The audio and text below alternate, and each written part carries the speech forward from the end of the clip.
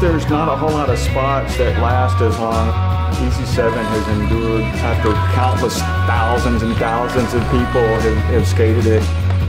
People have been skating this for decades. It's hollowed ground. In a rough ditch, some parking blocks glued together. It's like that landmark. That's what draws you to it.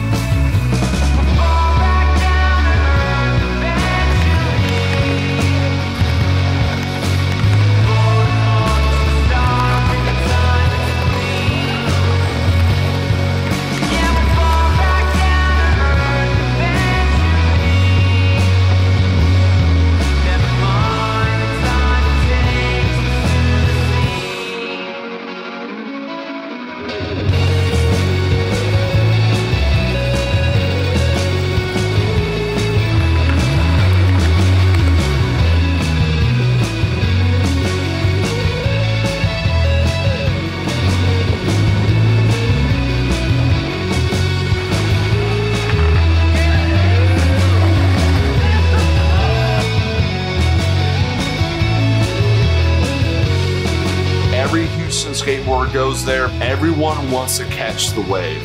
It's like the rock. It's always there. It's on a life of its own.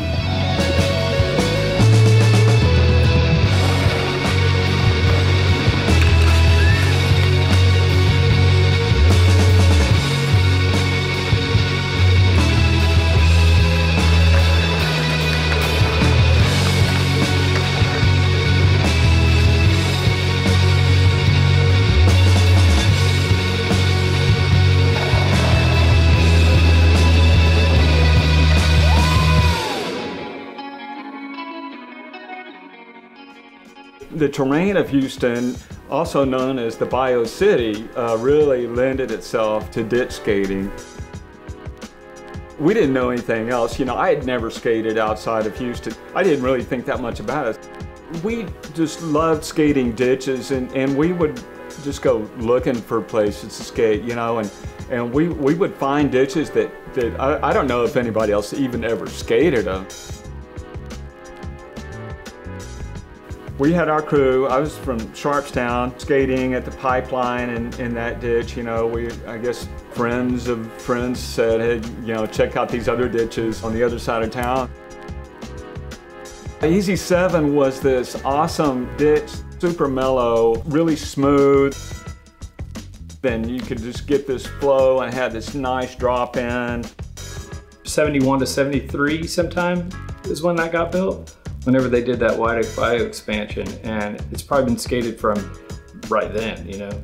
As soon as some guy found it, Bobby Lake or whoever claims they found it, but. I guess the first time I skated there was probably about 76. It seemed like Easy 7 back in those days was just a place to just go, you know, kind of mess around a little bit and then go to the more dream ditches, you know, if you're gonna get a hard skate on. You know, when I started skating it wasn't really that popular, you know. I think the Pipeline was much more popular, and then Meat Grinder had a good crowd. The Meat Grinder was scary. Some of the older guys skated it a whole lot more. It was just down the street from Easy 7. The gnarliest of guys would skate it because you actually wound up eating it at the end. It's like the Easy 7 times 4. They call it the Meat Grinder because it's very fast. You have to have very good control of your skateboard, because if not, you're gonna lose it and it's gonna grind up some skin. That happened to everybody. There was no saving grace at the end. You either ate it or jumped off. It lived up to its name pretty well. It's a rougher surface. You could potentially hurt yourself there. And it never took on the popularity of Easy 7, and so many people will tell you they know exactly why it's called that. It was easy. 7, I don't know where that came from. And I find it amusing because I don't correct them because I like to hear all the stories. Supposedly he named it Easy 7 because it's an easy 7 waltz, easy 7 kick turns. Drop in, you got a nice line, you know. Took on a life of its own and became officially known as Easy 7, but that's actually where it got the name.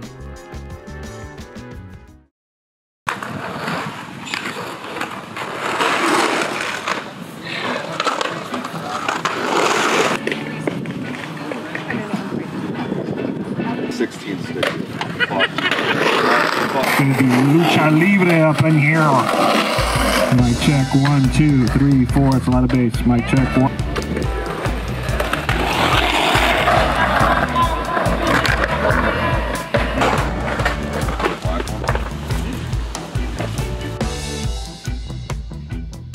Sometime in the 70s, every Thanksgiving, myself and several other guys to get out of being with the family and all that crap on Thanksgiving would say, oh, we've got a contest going, we can't be here for Thanksgiving with Grandma and everybody. But it would be about guys getting together and skating and drinking beer.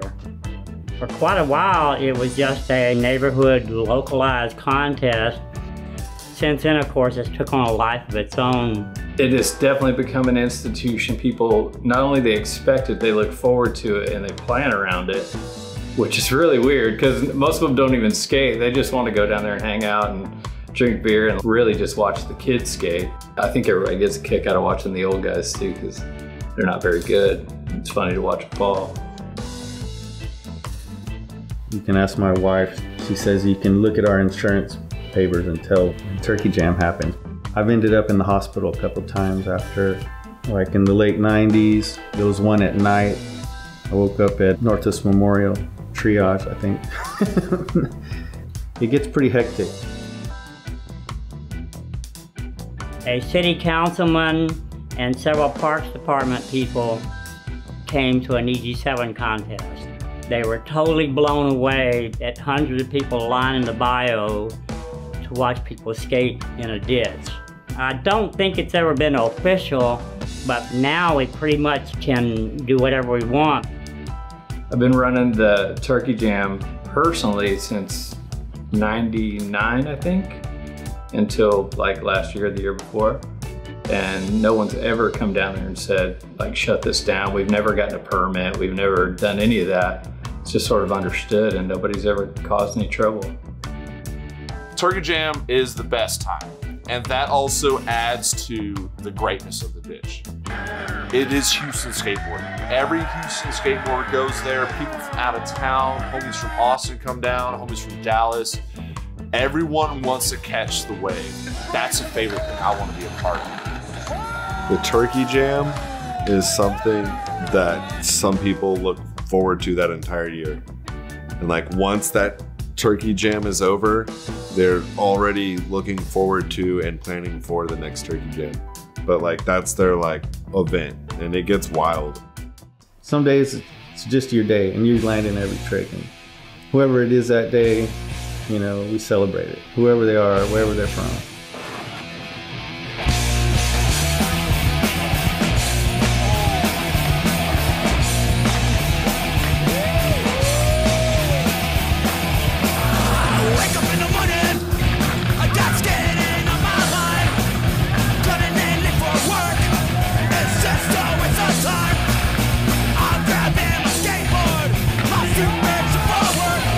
I'm skating down the road. Fuck, I don't wanna work.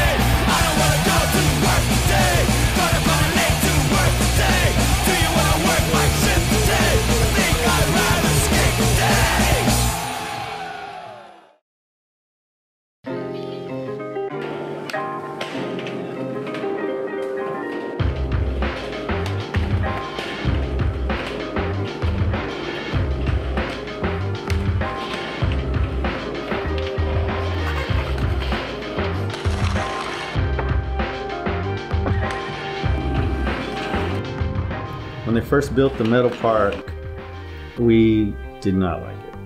I'm kind of a hater. So like when they built the little prefab park at the top, I was bummed. To me, I just like it when it's just a ditch in the middle of a park, which is what it was forever. I don't know where they even heard about it, but they got the idea that if they're skating down there, why don't we make this a skate park? All of a sudden, it was Watonga Skate Park. The ditch was Watonga Skate Park. Like, I've always just been like, I only really want the dudes that really want to be down here, not just, you know, every little kid. And they're like, oh, there's a ditch down there. Let's go, you know, push down the middle of it on our scooter or whatever. But it hasn't been that bad. Like, I envisioned it being way worse when that happened.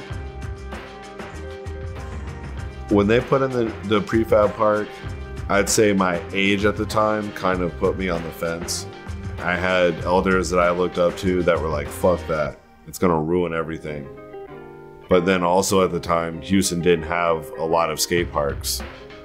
And so there was a kind of a part of me that was like, I could go there and skate that and the ditch. If you have a skate park there, you're gonna have kids on scooters, kids on rollerblades, and their parents.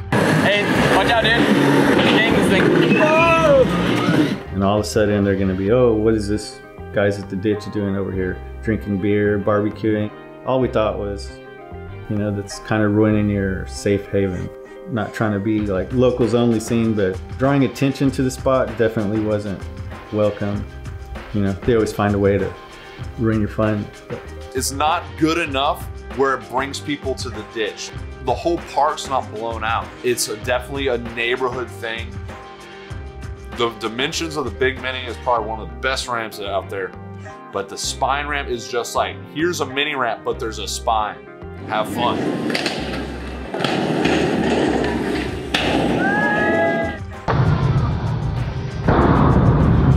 They at one time talked about building a concrete park there at Watonga Park. I was and still do side with the people that were against it in the sense that I don't think it should have been prefab. I mean, look at where we are now. It's rusting, falling apart. They haven't made any changes. They haven't made any improvements. The railings are like, literally like they will slice you open. Like there's parts where like if you fall on it, like you might lose a rib. I mean, that's an argument we could still make to this day that that thing needs to just go away and be made into a decent skate park. Even if it was the same footprint, it could still be better.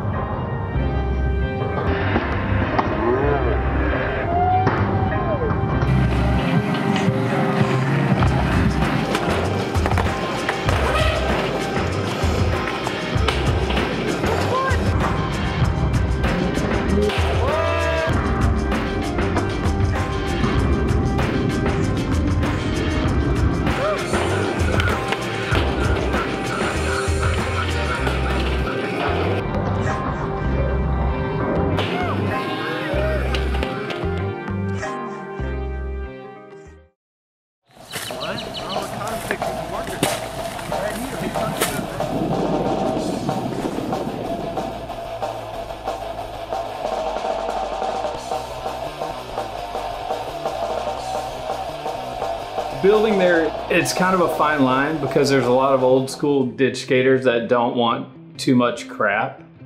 And I'm sort of in the middle. Like I skate with all these kids and they're like, man, let's just make this a skate park. And the old guys are like, don't fuck it up.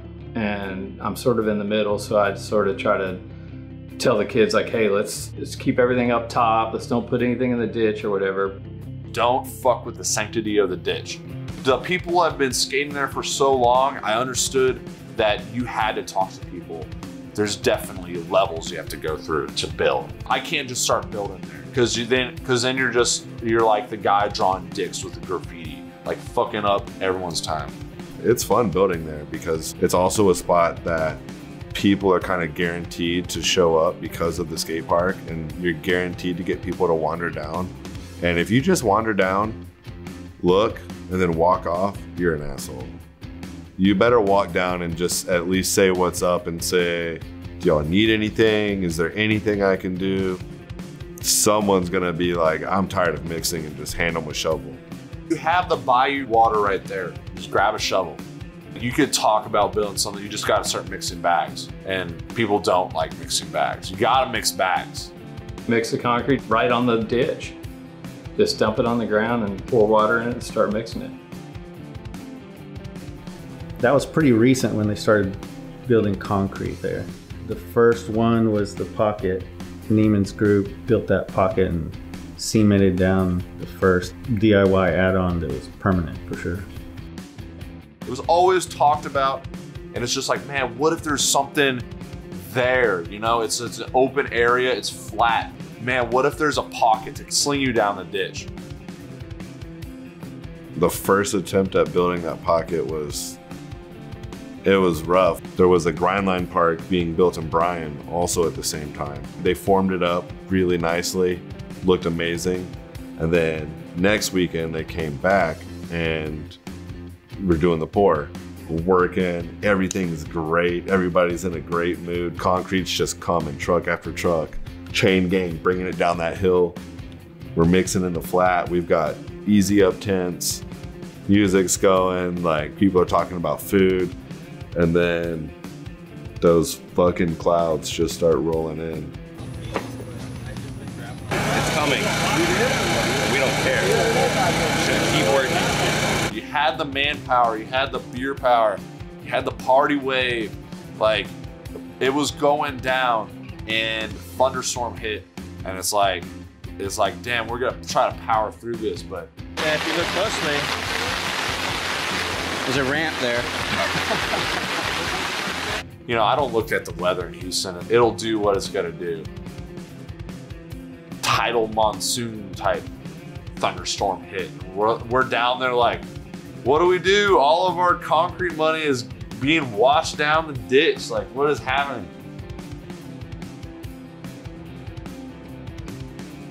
Some of the heaviest rain ever. And you start, in a literal sense, seeing all your hard work and money just being washed down the drain. Because it's a ditch. That's what it's designed to do, is for water to flow. Tools are getting like swept down in the current. A shovel went down and Doug tried to run down the bank to get the shovel, slipped and cracked his head open. Had to get rushed to the hospital. Oh, hold on. Shit. He's not all right. Oh, shit. Holy. Hey, we need somebody here. Get his head open. Yeah, Doug cracked his skull, bro, trying to save a trowel or a shovel or something. Doug's the man. He didn't like know who he was and shit. Like, he got rocked. The cool part about it was, though, nobody gave up. I want to say they came back the next fucking weekend and had the same crew of dudes. It came out really nice. It's a great addition. It changed the whole way that ditch can be skated.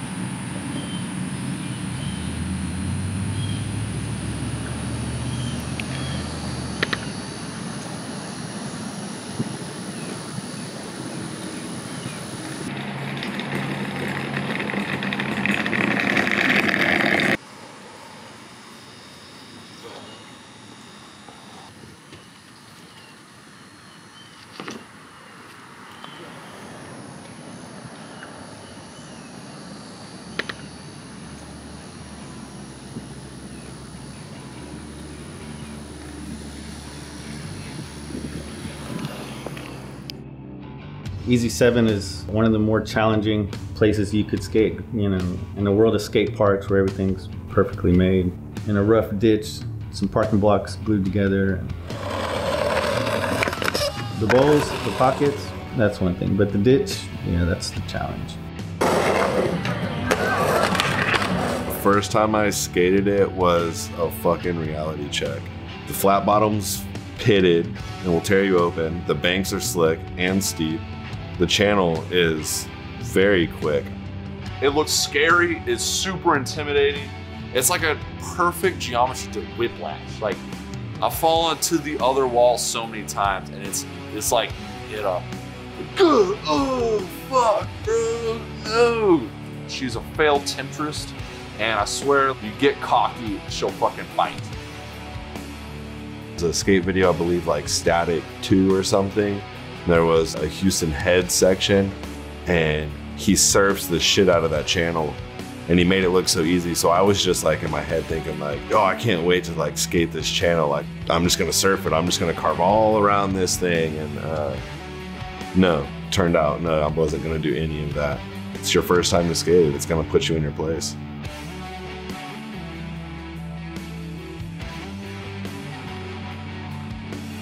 Thrasher Magazine has their King of the Road series. King of the Road alarm clock. Black Label team, Southside Skate Park, Houston, Texas. Black Label's starting point. At Southside at midnight, blah, blah, blah, get their challenges. The city challenges was to grill at Easy 7 and skate the ditch. Throw a barbecue at Easy 7, bitch. Wait. Someone must 3-flip the channel while holding the beverage of their choice. And we had a grill under the ramp, and so we gave them our little grill.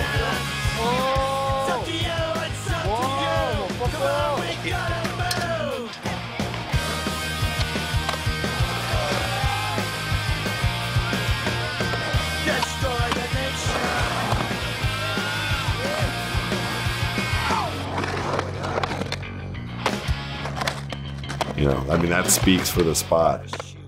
If it's a checklist item in a Thrasher Magazine event, like that's gotta mean something.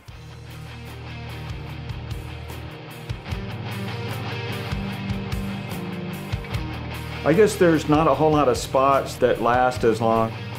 Easy 7 has endured after countless thousands and thousands of people have skated it. Easy 7's always been special. It's like the Rock, it's always there. Sometimes we take it for granted and I won't go for 6 weeks. And other times I go every day for a month, you know, but it's always there and I love it. Grew up there, so. The ditch has impacted my life and giving me a focal point. My first rent house in Oak Forest. One of the main points was it was close to the ditch. My first apartment I ever rented was on Watauga Street because it was in the vicinity of Easy 7. We're on, what, on our 30-something, 36, 7 Turkey Jam? That's insane. People's kids have grown up and their kids will skate. And that's what's sick about Easy 7. My son has been skating for real since he was 2.5, I think. He was just totally into it. And that's the way it's always been with us. And I cherish it for sure. I almost get choked up talking about it because he kind of grew up there. He knows how to build stuff now. He learned it all there. He asked me for a skateboard for his birthday. I was kind of proud. He skates completely different style from me. That's the individuality of skateboarding that makes it great what it is. Just a thrill for me to skate it with my son, you know, after all those years had gone by, and it just brought back all these memories. And skating, you know, it really meant a lot to me, you know, back in those days. It kind of shaped, I think, who I am. Skateboarding means everything to me. I mean, I'm a lifer, dude. I'm 50 years old, I'm not good at it, but I keep getting hurt. I don't care. I can't not do it. It grabbed a hold of me at a pretty young age, and it's never let go. You have these guys that love the ditch more than everything, that will do what it takes to keep this thing going. And I just want to be a part of that too. And that's where I feel we all connect. It's like we fucking love this environment. This thing is special to us, you know? The Easy 7 ditch been skated for decades. Respect, dude. Respect the ditch. It all comes back to that. Respect the ditch or it'll bite you.